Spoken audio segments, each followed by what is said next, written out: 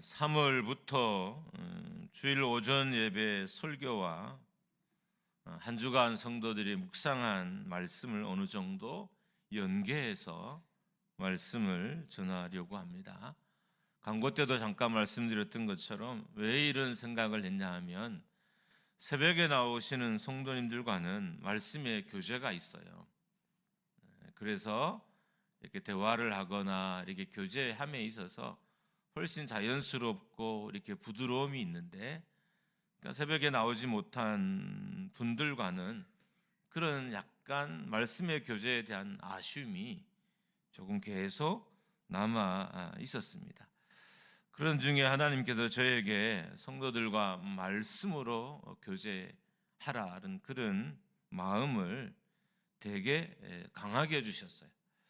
우리 교회 오래 다닌 성도님들은 알겠지만 이게 지금 처음 하는 일은 아니에요. 이미 우리가 큐티반도 연적이 있었고 말씀을 교제하기 위해서 많은 성도들이 매일 성경으로 함께 말씀을 교제하고 묵상한 적이 있었습니다.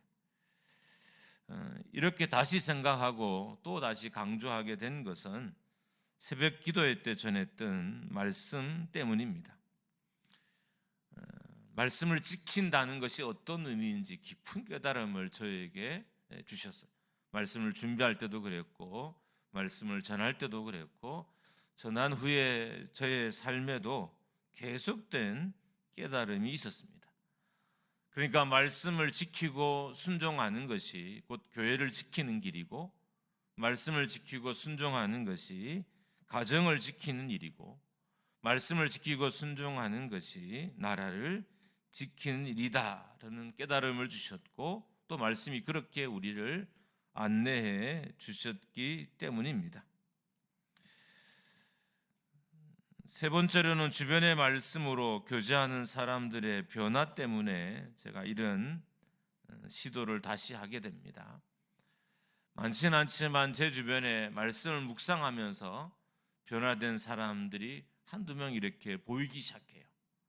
말씀을 가까이 하지 않았을 땐 변화가 없었는데 말씀을 가까이 하고 나니까 생각이 변하고 또 비전이 바뀌고 삶의 방향이 바뀌어져 가는 것을 제가 보면서 마음으로 성도들과 말씀을 교제케 하자, 성도들의 말씀을 귀하게 여기고 말씀을 사모하고 그 말씀을 지키게 하자는 그런 마음이 제게 들었습니다. 여호수아는 가나안 정복 전쟁을 마치고 자신들이 분배받은 땅으로 돌아가는 르벤, 갓, 므낫세 반 지파에게 명령을 합니다. 분명한 것은 부탁이 아니고 명령이라는 거예요. 여러분, 명령이란 건 어떤 의미일까요? 반드시 지켜야 하는 것이고 이것은 우리의 삶에 큰 영향력을 끼치는 것이기 때문에 반드시 해야 하는 것이기 때문에 명령하는 거예요. 부탁은 해도 되고 하지 말아도 되는 거라면 명령은 반드시 해야 되는 것입니다. 여호수아는 가나안 동편을 차지한 두 지파 반 지파들을 불러 놓아 놓고 이제 명령하고 있는 거예요. 다시 한번 강조하면 명령은 지키냐 지키지 않냐에 따라서 운명도 좌우될 수 있다는 거예요. 그러니까 하나님의 말씀을 지키느냐 지키지 않냐에 따라서 그 사람의 운명이, 그 지파의 운명이 좌우될 수 있다는 그런 의미입니다. 그렇다면 여호수아가 자기들이 분배받은 땅으로 돌아가는 이스라엘 백성들에게 도대체 어떤 명령을 했을까요? 5절 말씀입니다. 우리 5절 말씀을 같이 한번 읽습니다. 시작. 오직 여호와의 종 모세가 너에게 명령한 너희 하나님 여호와를 사랑하고 그의 모든 길로 행하며 그의 계명을 지켜 그에게 친근히 하고 너희의 마음을 다하며 성품을 다하여 그를 섬길지니라 하고. 가나안을 정복한 이스라엘 백성들은 요단강을 기점으로 해서 가나안 일부는 요단 동편에 일부는 요단 서편에 정착하게 됩니다. 근데 문제는 요단 동편에 정착하는 이 지파들의 수가 현저히 적다는 거예요. 그러니까 두 지파 반밖에 되지 않아요. 나머지 지파들은 다 요단 서편에 자리를 잡게 정착하게 됩니다. 그럼 어떤 일이 벌어질까요? 당연히 요단 동편을 차지한 지파들은 모든 면에 있어서 소외되거나 등한시되거나 그들 스스로도 이스라엘의 리더십에 의해서 내려지는 많은 명령들을 가볍게 여길 가능성이 아주 높은 거예요. 다른 말로 하면 요단 서편 지파들보다는 하나님의 말씀을 무시할, 잘 듣지 않을, 그리고 소홀히 여길 가능성이 훨씬 많은 거예요. 그래서 돌아가기 전에 이들을 다 불러놓고 하나님의 말씀을 지키라라고 명령하는 거예요. 여호수아는 돌아가는 그들에게 가나안 동편에서 믿음으로, 말씀으로, 율법대로 살 것을 엄히 명령합니다. 요단강을 기점으로 두 곳으로 나눠진 이스라엘 백성들을 묶는 방법이 동쪽에나 서쪽에 있는 이스라엘 백성들에게 말씀을 지키게 하는 것이라는 것을 여호수아가 알았기 때문인 거예요. 자, 분리된 나라를 하나로 묶어두려면 말씀 외에는 그 역할을 할 수 있는 게 없다는 확신이 들었기 때문에 여호수아는 돌아가는 동편 지파들을 세워놓고 돌아가서 모세의 가르침대로 율법대로 하나님의 말씀을 엄히 지킬 것을, 엄격하게 지킬 것을 명령하고 있는 것입니다. 그래서 하나님을 사랑하고 그의 모든 길로 행하며 그의 계명을 지켜 그에게 친근히 하고 너희의 마음을 다하며 성품을 다하여 그를 섬기라라고 명령합니다. 그러니까 나눠진 말씀이 나눠 살게 된 백성들을 묶을 수 있다고 믿었던 거예요. 여러분은 말씀은 위대해서 나눠진 성도도 묶을 수 있고 나눠진 나라도 묶을 수 있고 나눠진 공동체도 묶을 수 있어요. 여호수아가 이 사실을 알았기 때문에 그들을 불러놓고 동편 지파들에게 돌아가서 하나님의 말씀을, 율법을 엄히 지킬 것을 명령하고 있는 것입니다. 그러니까 말씀을 지키는 것이 가나안 땅을 지키는 길이라는 확신이 있었기 때문인 거예요.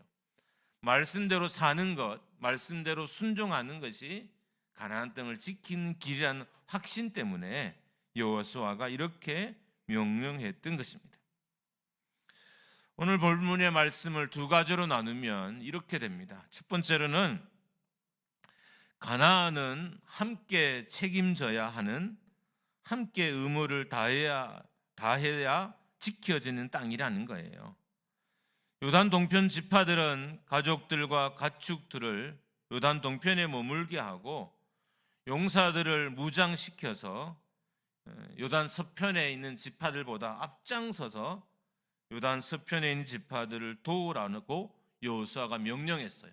이 명령에 요단 동편 백성들은 순종했어요. 이게 여호수아 1장 16절의 말씀입니다. 같이 읽습니다. 시작. 그들이 여호수아에게 대답하여 이르되 당신이 우리에게 명령하신 것은 우리가 다 행할 것이요 당신이 우리를 보내시는 곳에는 우리가 가리이다. 그러니까 요단 동편 지파들은 이미 자기 땅을 다 분배를 받았어요. 그리고 이미 그곳에 이르렀기 때문에 땅도 다 차지한 것이나 마찬가지예요. 그런데 여호수아가 이 동편 지파들에게 어떤 명령을 내리냐면 가족과 가축은 그대로 두고 요단 서편 지파들의 정복 전쟁에 참여하라는 명령을 내립니다. 그런데 요단 동편의 지파들이 이 명령을 기쁘게 여겼고 그 명령에 순종할 것이라고 맹세를 했어요. 여호수아와의 약속을 지킨 요단 동편 지파들에게 이제 여호수아는 돌아가라 이렇게 명령합니다. 그게 22장 4절의 말씀입니다. 같이 한번 읽습니다. 시작. 이제는 너희 하나님 여호와께서 이미 말씀하신 대로 너희 형제에게 안식을 주셨으니 그런즉 이제 너희는 여호와의 종 모세가 요단 저쪽에서 너희에게 준 소유지로 가서 너희의 장막으로 돌아가되. 그러니까 요단 가나안 땅을 지키는, 이게 동편이든 서편이든 상관없이 가나안 땅을 지키기 위해서는 함께 책임을 지고 함께 의무를 다해야 된다는 거예요. 그러니까 가나안 땅은 책임을 회피해서는 결코 지킬 수 없는 땅이라는 거예요. 12지파가 하나로 꽁꽁 뭉쳐야 지킬 수 있는 땅이고, 12지파가 분열이 되면 결코 지킬 수 없는 땅이라는 겁니다. 회피하고 핑계하고 불순종하면 차지할 수 없는 땅이 되고 지킬 수 없는 땅이 된다는 거예요. 그러니까 책임을 져야 지킬 수 있는 땅이 되는 거예요. 이거는 교회든 가정이든 다 똑같아요. 그러니까 책임을 지는 공동체가 가정도 지킬 수 있고 교회도 지킬 수 있어요. 책임을 회피하거나 등한시하면 가정도 지킬 수 없고 교회도 지킬 수 없게 되는 겁니다. 이미 가나안 동편 지파들은 땅도 분배받았고 땅도 차지했어요. 그러나 나머지 지파의 정복 전쟁에 참여해야 했습니다. 가나안은 이스라엘 12지파가 함께 싸우고 함께 지켜야 하는 땅이기 때문인 거죠. 분열되면 지킬 수 없는 땅인 거죠. 여러분, 우리의 삶에 있는 모든 영적인 터전은 분열되면 지킬 수 없는 땅이 돼요. 교회도 분열되면 지킬 수 없는 땅이에요. 그래서 힘써 하나 되게 하신 것을 힘써 지키라고 하는 이유가 바로 여기에 있는 거예요. 분열되면 그 어떤 영적인 터전도 지킬 수 없기 때문인 거죠. 목장교회는 큰 영적인 터전도 있지만 또 목장이라는 소그룹의 영적인 터전도 있고, 여러분의 가정이라는 영적인 터전도 있고, 또 사역 공동체라는 영적인 터전도 있어요. 이 수많은 영적인 터전들은 함께 해야 하나가 될 때 지킬 수 있는 터전이자 땅이라는 겁니다. 그러니까 분열되면 결코 지킬 수 없다는 거예요. 하나님의 약속은 분열되면 지킬 수 없습니다. 그러니까 말씀도 성도의 마음이 나눠지면 지킬 수 없는 거예요. 우리가 왜 말씀을 못 지킬까요? 마음이 나눠져서 못 지키는 거예요. 마음이 하나로 연합되어 있으면 우리가 말씀을 지킬 수 있는데 마음이 나눠졌기 때문에 우리가 말씀을 지키지 못하는 겁니다. 한 마음일 때 하나님의 명령에 순종할 수 있고 한 마음일 때 하나님의 명령을 지킬 수 있습니다. 분열되면 그 어떤 영적인 터전도 지켜낼 수 없어요. 그런데 우리는 분열된 마음을 그냥 버려두는 경향이 많아요. 성도와 성도의 마음이 나누어지는 것을 대화나 사건들을 통해서 경험했어요. 근데 버려둬요. 가정도 남편과 아내가 마음이 나눠지는 것을 경험하는데 그냥 버려둬요. 부모와 자녀의 마음이 나눠지는 것을 봤는데도 불구하고 경험했음에도 불구하고 그냥 버려둬요. 그래서 가정이 지켜지지 않고 교회가 지켜지지 않고 우리의 영적인 터전들이 지켜지지 않는 거예요.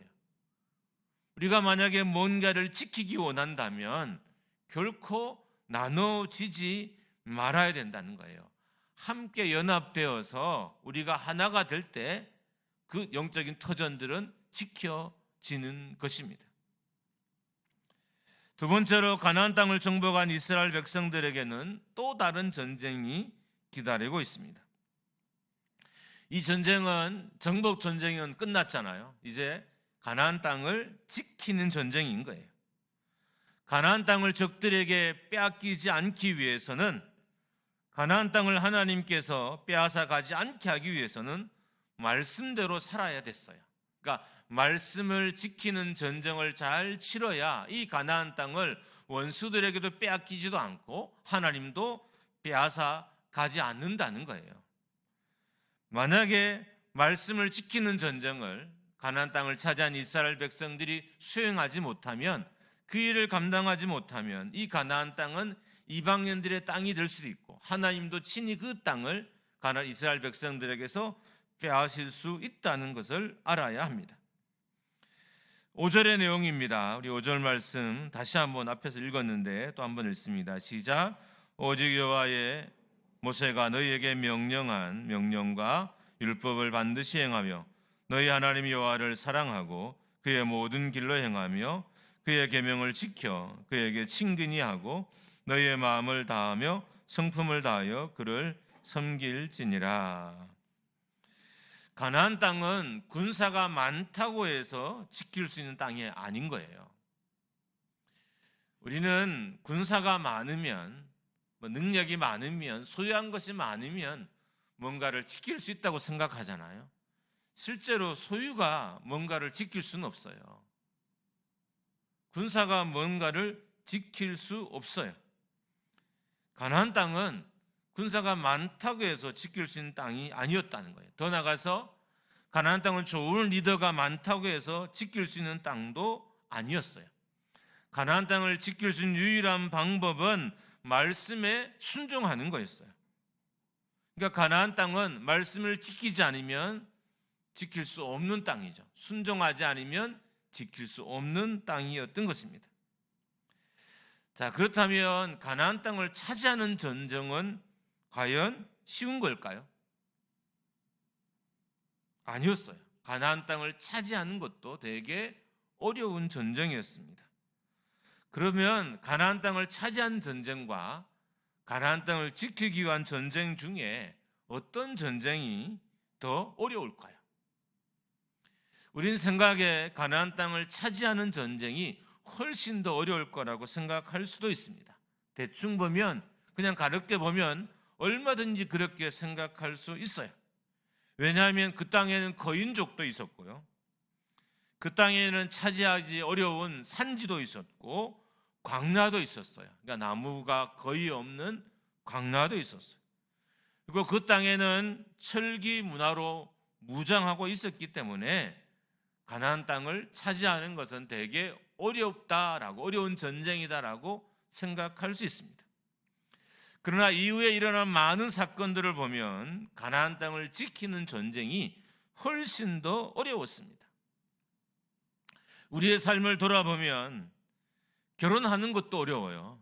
요즘 청년들 결혼하는 일이 정말 어렵잖아요. 그래서 결혼하는 소식을 잘 들을 수 없어요. 그런데 결혼은 하는 것도 어렵지만 유지하는 것, 행복하게 사는 것은 더 어려워요.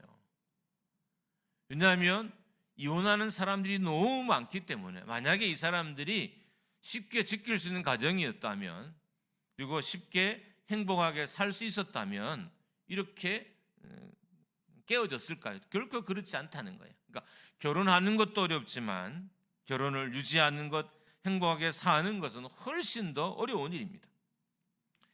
직장에 들어가는 것도 어렵지만 직장에서 인정받으며 일하는 그것은 더 어렵습니다.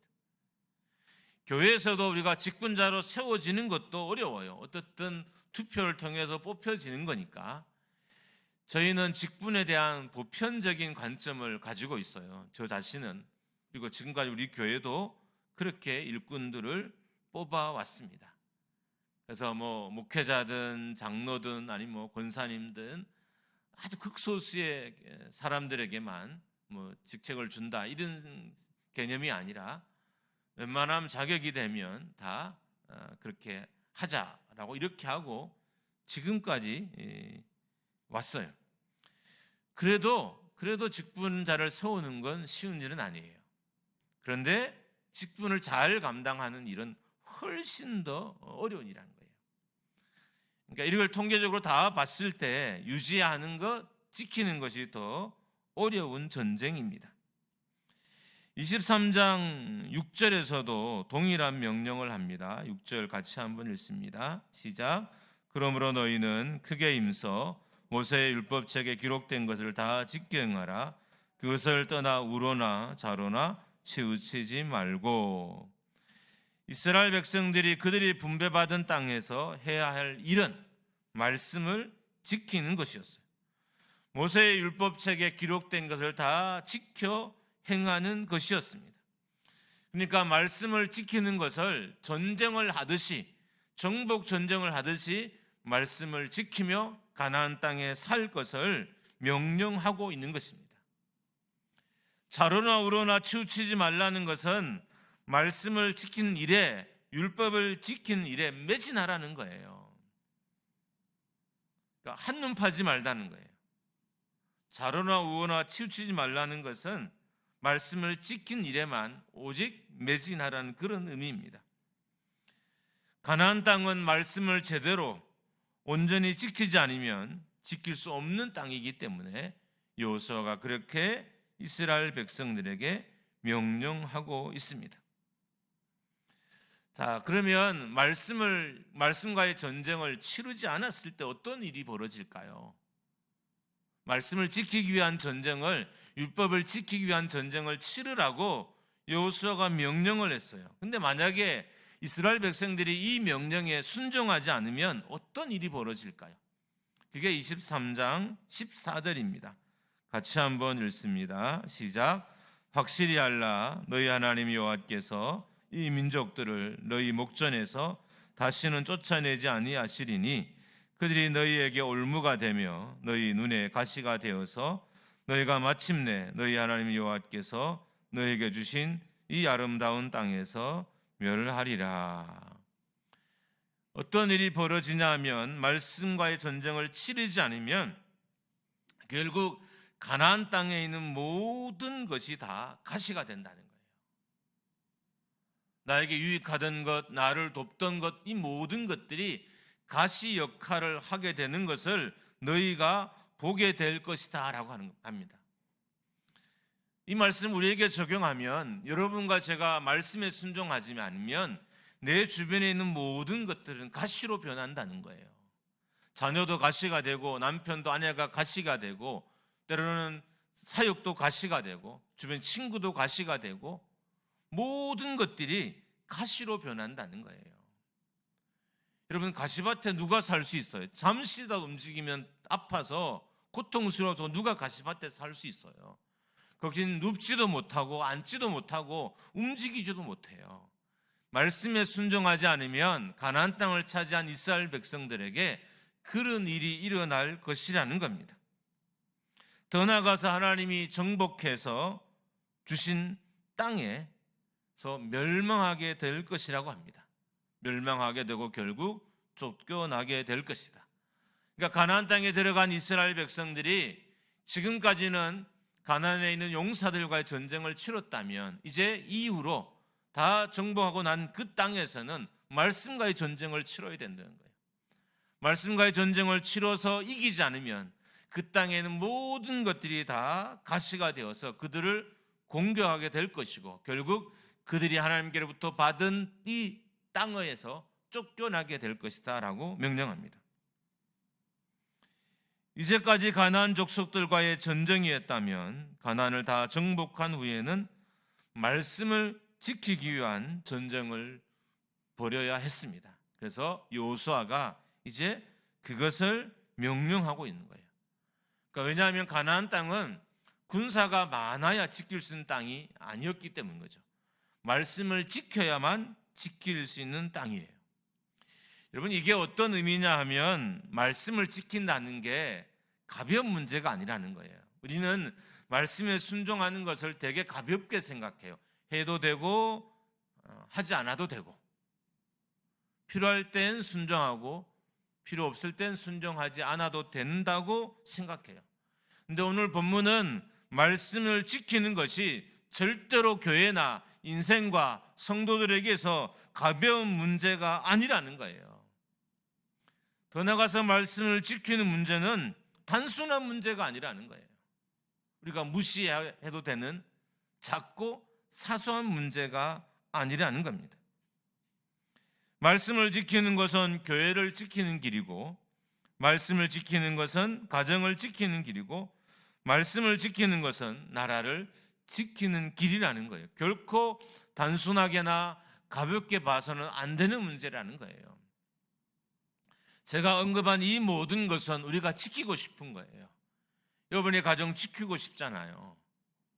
교회 지키고 싶잖아요. 우리가 살고 있는 이 나라를 지키고 싶잖아요. 지키려면 우리가 말씀을 지켜야 된다는 거예요. 말씀을 지키지 않고 내 주변에 있는 그 어떤 것도 지켜지지 않는다는 거예요. 우리가 말씀에 불순종하면 아무리 내가 노력하고 수고해도 가정이나 교회나 내 일터나 내 주변엔 그 어떤 것도 우리가 지킬 수 없게 되는 것입니다. 말씀을 지키는 것은 곧 신앙을 지키는 길이고, 말씀을 지키는 것은 사역을 지키는 것입니다. 말씀을 지키지 않으면 그 어떤 것도 지켜내지 못해요. 사사기 2장, 이제 여호수아가 끝나고 이제 사사 시대가 도입하죠. 사사기 2장에 이스라엘 백성들이 하나님을 떠나 하나님께 범죄하고 우상을 섬기는 범죄가 발생합니다. 그러면 왜 이런 일이 일어났을까요? 말씀에 순종하는 세대가 사라졌기 때문인 거예요. 그러니까 여호수아와 갈렙을 알지 못하는 세대가 등장한 거죠. 여호수아는 어떤 사람이에요? 갈렙은 어떤 사람이에요? 말씀에 순종하던 사람이에요. 그러니까 말씀에 순종하는 세대가 사라지고 나니까 이스라엘 백성들이 범죄하고 우상을 섬기는 일이 일어나기 시작하는 것입니다. 그럼 지금 우리에게, 우리 교회나 여러분의 삶에 필요한 건 뭘까요? 말씀을 지키는 사람들인 거죠. 다음 세대가 부모의 어떤 모습을 봐야 신앙을 이어져 갈까요? 말씀을 지키는 모습을 봐야 다음 세대의 신앙이 이어져요. 말씀에 순종하는 사람이 교회에서 사라지면 신앙이 다음 세대에 이어지지 않습니다. 그래서 사사기 2장에 우상을 섬기고 하나님께 범죄한 일이 일어나요. 이렇게 된 결정적인 원인은 하나님께 순종하던 세대가 다 죽었기 때문인 것입니다. 다음 세대가 봐야 하는 것은 말씀을 지키기 위해서 치열하게 싸우는 부모들이에요. 우리의 자녀들이 봐야 할 것은 세상에서 열심히 일하기 위해서 노력하는 부모가 아니라 말씀을 죽자사자 지키기 위해서 노력하는 부모를 봐야 그들에게 신앙이 생길 수 있어요.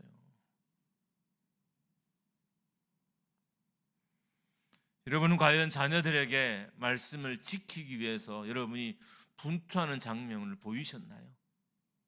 말씀을 어기고 불순종하는 것을 너무 쉽게 노출시키지 않았나요?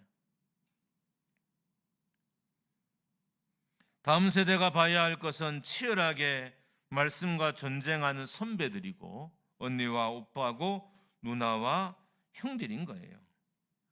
이 땅에 왜 교회가 약해졌을까요? 교회가 왜 세상보다 점점 못해져 갈까요? 말씀을 지키는 사람들이 줄어들었기 때문인 거예요.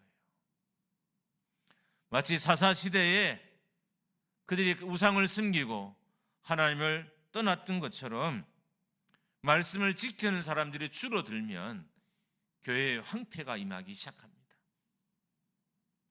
영적인 부흥은 말씀을 지키는 사람들이 늘어날 때 일어나는 거예요. 가정의 회복도, 가정의 부흥도 말씀을 지키는 자들이 늘어났을 때 우리가 경험되어지는 거예요. 우리는 말씀에 순종하지 않고 안전하기를, 그리고 평안하기를, 지켜지기를 바라며 그렇게 미신처럼 하나님께 기도하고 있어요. 우리의 기도가 미신이 되지 않으려면 말씀을 지켜야 되는 거예요. 말씀에 순종해야 되는 거예요. 말씀에 순종하지 않고 기도하니까 기도가 미신이에요, 미신.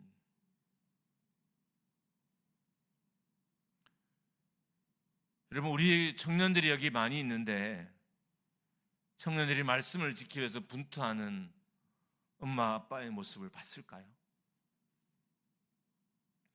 여기 여러분의 자녀들이 있을 거예요. 우리 초등부를 다니는 친구도 있고 학생부를 다니는 친구도 있고, 이 자녀들이 여러분이 집에서 말씀을 지키기 위해서 부지런히 노력하는 그 말씀과의 전쟁을 치른 여러분의 모습을 봤을까요? 우리가 다음 세대에 보여줘야 할 것은 우리가 기성세대로서, 우리가 선배로서 말씀을 지키기 위해서 싸우는, 눈물 흘리는 우리의 모습들을 다음 세대에 보여줘야 돼요. 그래야 신앙이 유전이 됩니다. 아니면 이 아이들은 교회를 떠날 것이고 교회를 떠나는 것에서 머물지 않고 교회를 공격하는 세력이 될 거예요. 그리고 영원히 여러분의 집안에서 믿음이 사라질 수도 있습니다. 여러분, 이제 온 교회가 말씀을 지키기 위해서 싸우는 말씀 전쟁을 치러야 됩니다. 우리 교회가 말씀 전쟁을 치르는 교회가 되기를 주님의 이름으로 축원합니다. 할렐루야. 우리가 보여줘야 돼요. 목사님, 제가 말씀을 지켜 싸우는 것을 우리의 아들, 딸들에게 보여줘야 돼요. 돈을 잃어도 시간을 허비해도 주의 말씀을 지키기 위한 노력하는 내 모습들을 자녀들에게 보여줘야 자녀들의 신앙이 올바로 설 수 있습니다. 이제 우리 교회의 어른들의 뒷모습에 말씀을 지키기 위한 싸움이 보여지기를 주님의 이름으로 축원합니다. 우리 아들이 엄마 아빠를 낳아서가 존경하는 게 아니라, 대학을 보내서 존경하는 게 아니라 엄마 아빠가 말씀대로 사는 법을 나에게 가르쳐 주셔서 저는 너무 행복해요. 그래서 어머니 아버지가 너무 좋아요, 너무 자랑스러워요 라는 고백을 하는 이런 일들이 우리 교회에 있기를 주님의 이름으로 축복합니다.